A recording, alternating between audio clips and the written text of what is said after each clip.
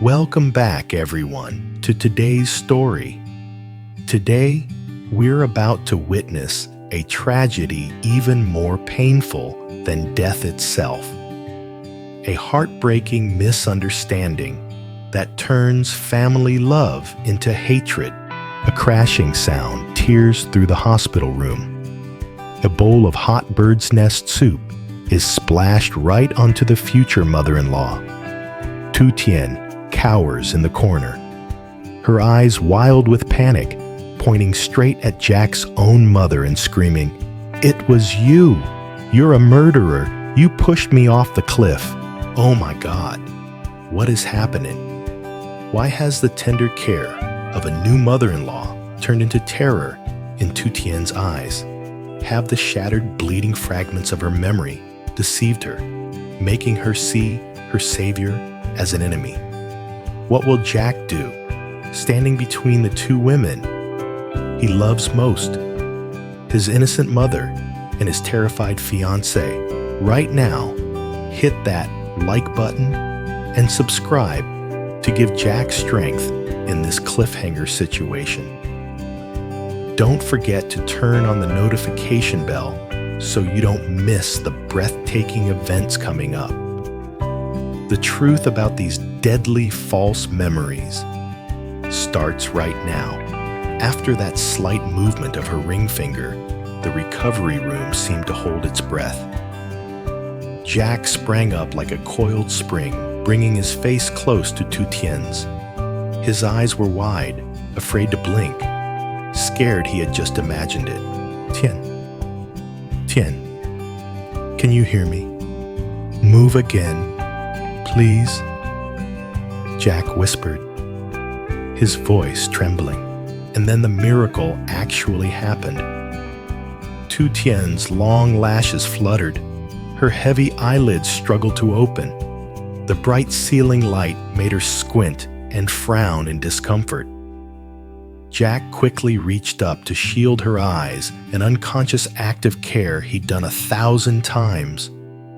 "Don't be afraid, I'm here. I'm blocking the light. Just take it slow." Tien fully opened her eyes. Those dark eyes, closed for so many days, finally took in the world again. Her breathing quickened slightly behind the oxygen mask. Jack broke down.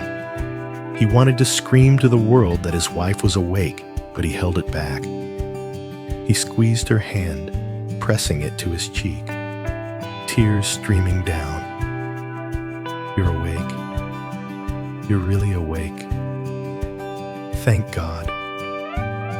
I've been waiting for you for so long, Tien." Jack kissed the back of her hand, kissed the IV marks. "Do you know how scared I was? I thought I lost you. But it's okay now. You won. You did so good, my brave wife." Jack rambled on in pure happiness. He talked about how worried he was, showing off the ring on her finger. "Look, our wedding ring. Beautiful. Right, I promised. As soon as you wake up, we're getting married immediately. Don't you go back on your word." Jack was lost in the sheer joy of reunion. He expected a slight nod or a familiar loving look to follow, but he didn't notice that. In Tien's newly opened eyes, there was no reflection of him. Tien lay there, staring blankly at the white ceiling, then slowly shifted her gaze to the man crying and gripping her hand. It should have been a look of love, of relief. But no.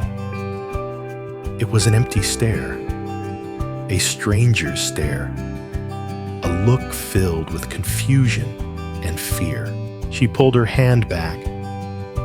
A natural reflex when touched by a stranger. Jack was stunned. He thought she was in pain. "I'm sorry. Did I hurt you? I'll be gentler." Tien frowned, trying to move her dry lips, pulling the oxygen mask away slightly. Her voice was hoarse and weak, like wind whistling through a crack. "You!" Jack leaned his ear close. Yeah, I'm here. It's me, Tien. What do you want to say? Do you want water? Are you in pain? Tien looked deep into Jack's eyes. A probing, chillingly cold look. And then she uttered 3 words. 3 short words, but they hit harder than 1,000 knives to Jack's heart. Who are you? Jack's world shattered. His ears rang. He forced a laugh, thinking he heard wrong or she was joking. Tien, that's a weird joke. It's me, Jack, your husband. Are you still mad at me about something? But Tien shook her head slightly, panic rising in her eyes as she looked around the unfamiliar room. Husband, I don't have a husband. Where is this? Why am I here? My head hurts so much. She clutched her head, moaning. Fear was written all over her face. She curled up, backing away toward the edge of the bed, trying to put distance between herself and Jack. Get away from me. I don't know you. Where are my parents? Call my parents. Jack froze.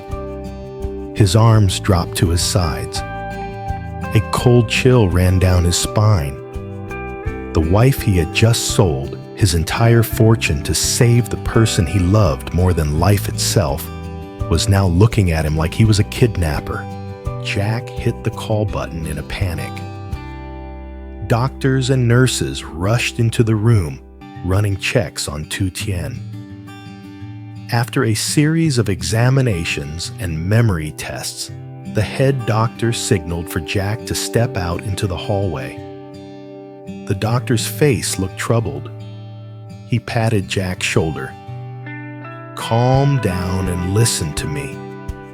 This is exactly what I warned you about before the surgery. It's a rare complication, but not impossible.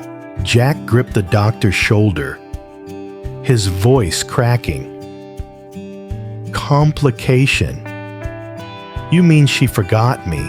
She forgot everything? The doctor nodded in confirmation.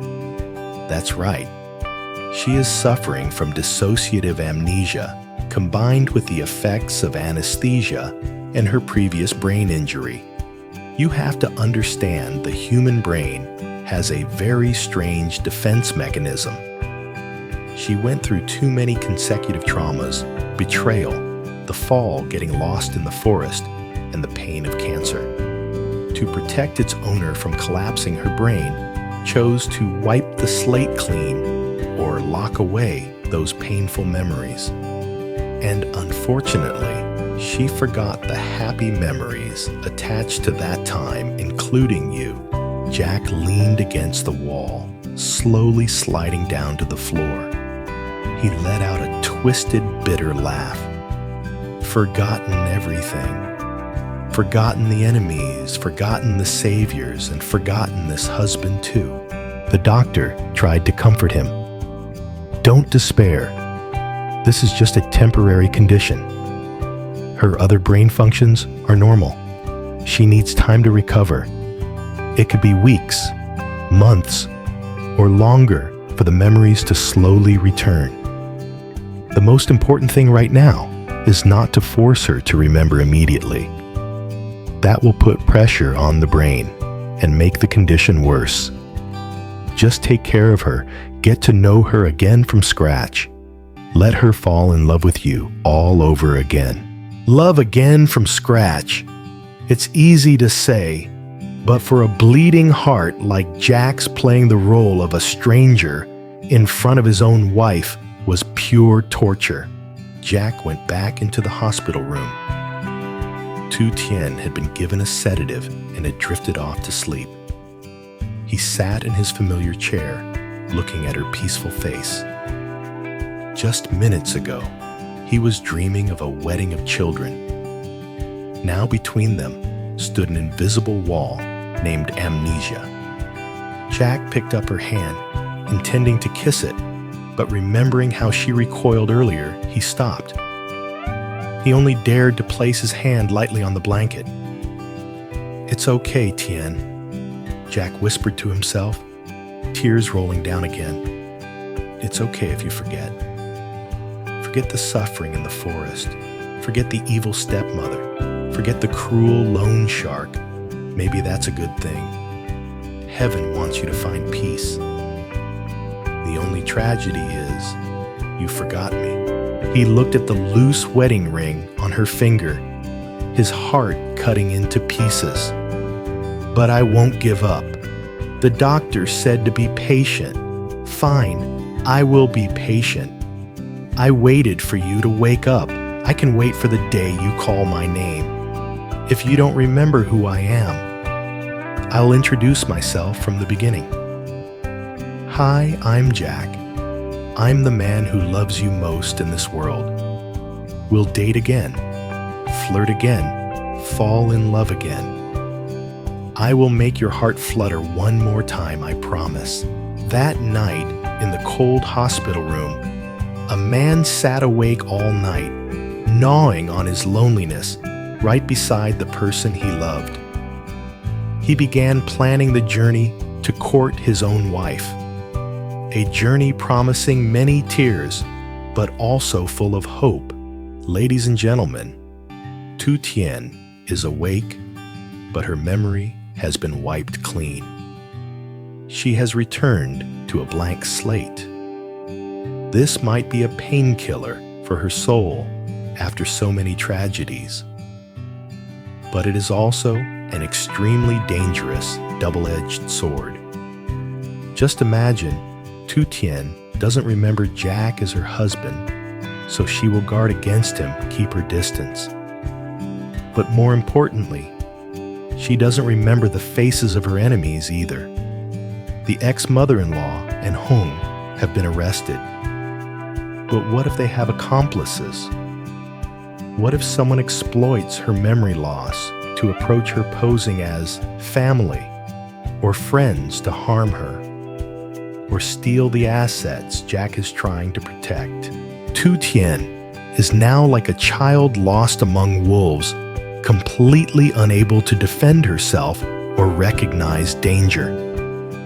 And Jack, he has to fight to win back his wife's love while simultaneously stretching himself thin to be a shield protecting her from the dark schemes waiting to exploit this situation. Will Jack have enough patience? Will Tien's heart beat for this stranger once again? Or will the appearance of a third person, claiming to be Tien's fiancé, turn everything upside down? All of this will be in the next episode. The imposter appears and Jack's battle to win back his wife. The hospital room door opened once again, but this time it wasn't a doctor and it wasn't the police. It was a middle-aged woman with an elegant, kind appearance. It was Mrs. Lan Jack's biological mother.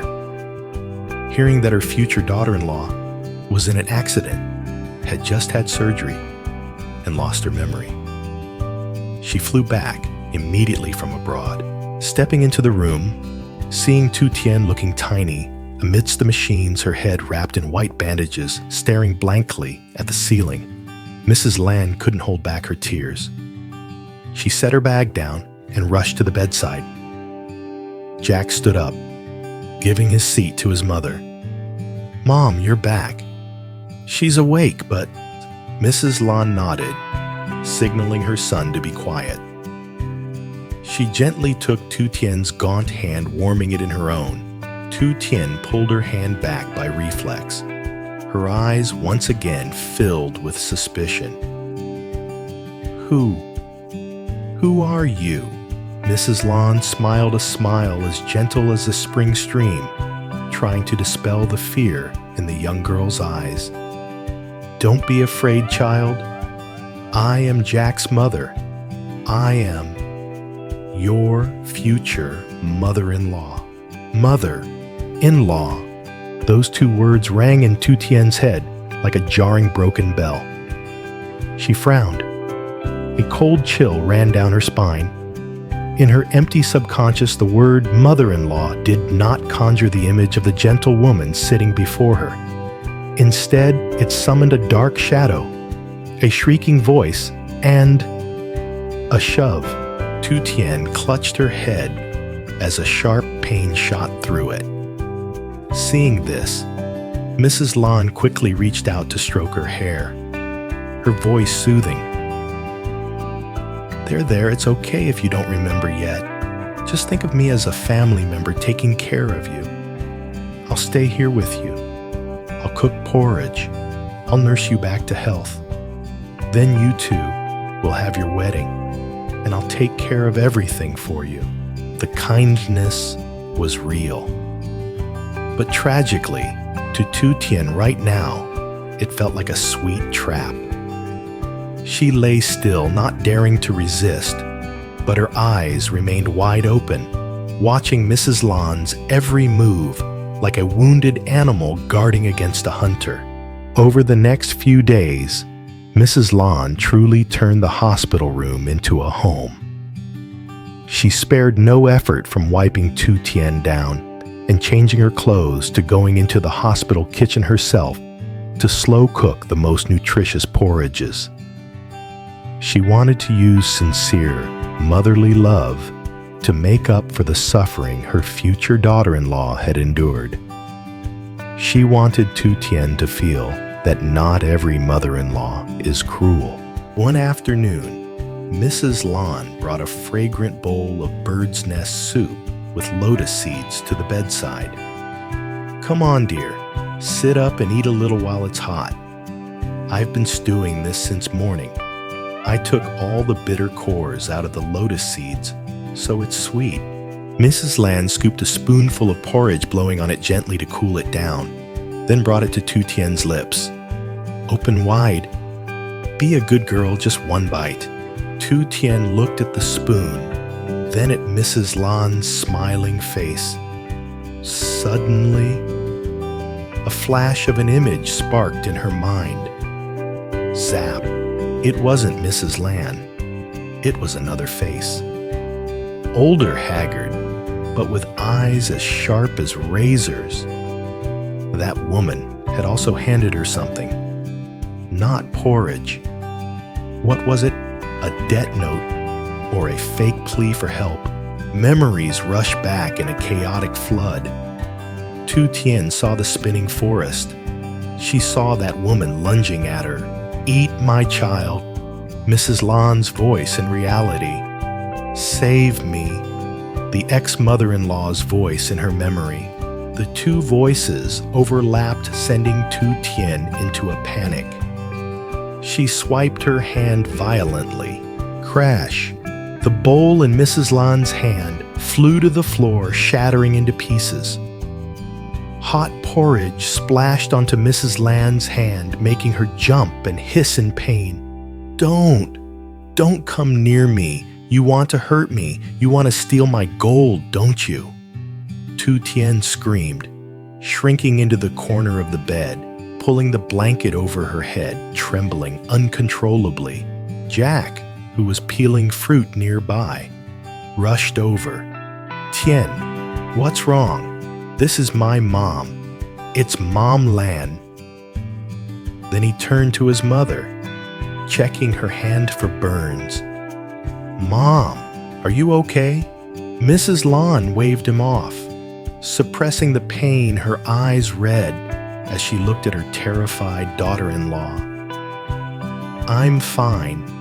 The poor girl, she is still traumatized. She looks at me, but thinks I'm that other woman. After the porridge incident, Tien gradually calmed down thanks to sedatives, but her gaze toward Mrs. Lon remained filled with suspicion. Even so, Mrs. Lon's devotion didn't waver. She patiently sat by her side, telling her stories about Jack's childhood, about the house full of roses she was preparing for their wedding. "You know Jack loves you very much. He sold his favorite car just to pay your hospital bills. I hope you remember soon. Get well soon. so I can see you two holding hands, walking down the aisle. I'm old. That is my only wish."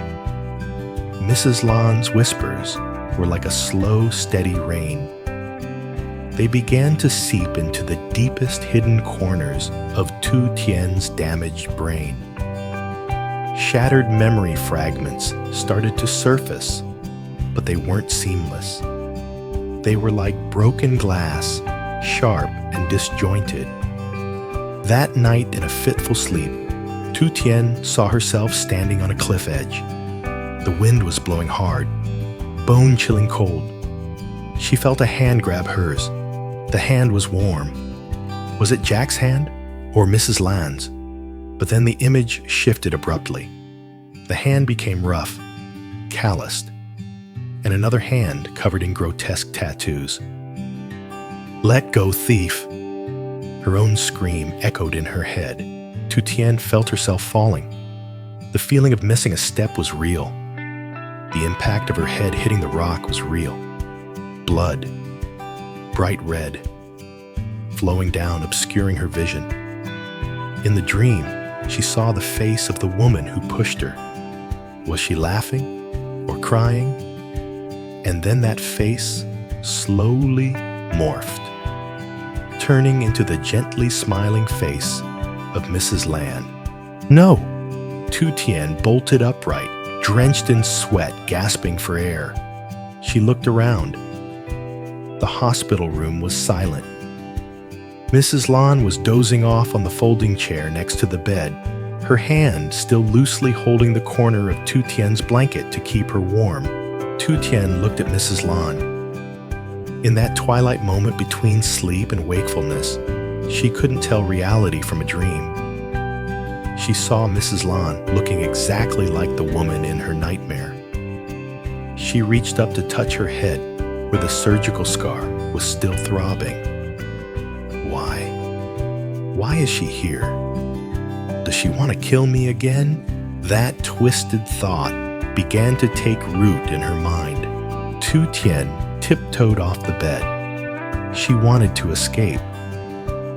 Her survival instinct told her to get away from this woman, away from this man named Jack.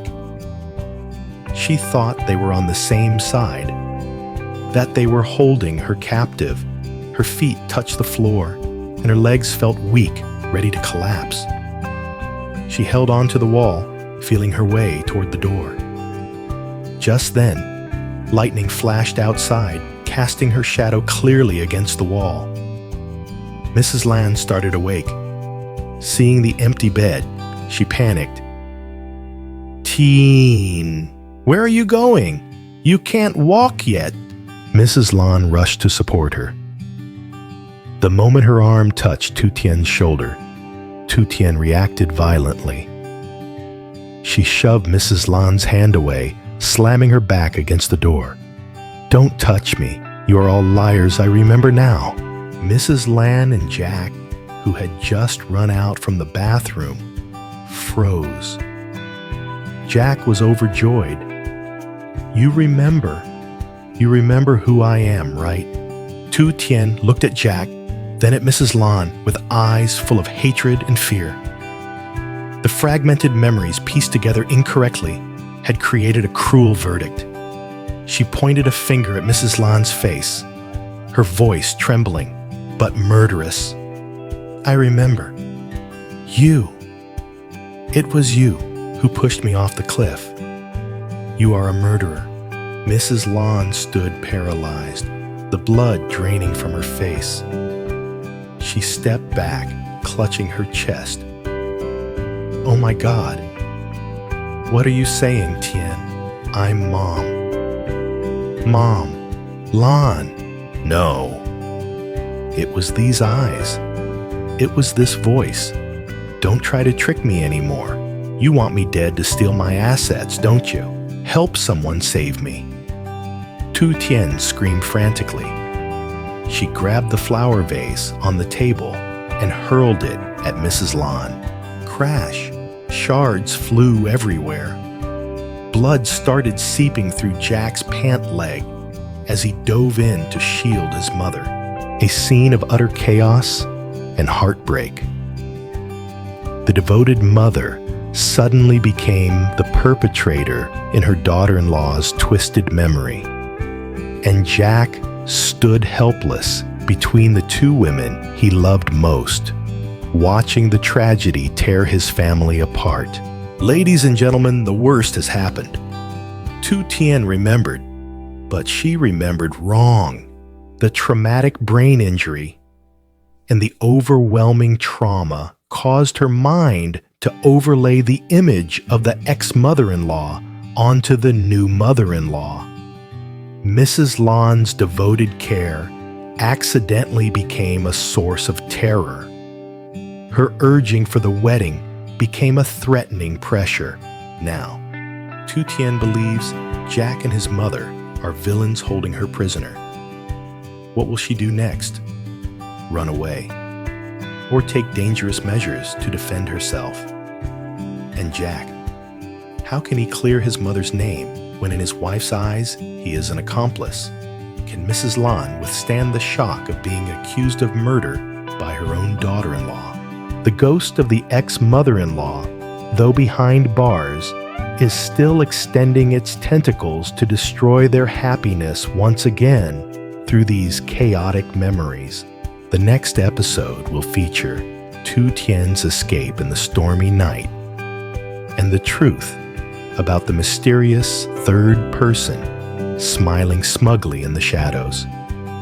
Don't forget to like and subscribe to follow the next breathtaking developments.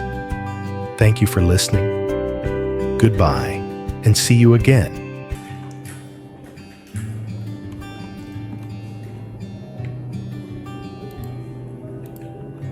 Mày mới tầm 30 giây được không? Phút đi.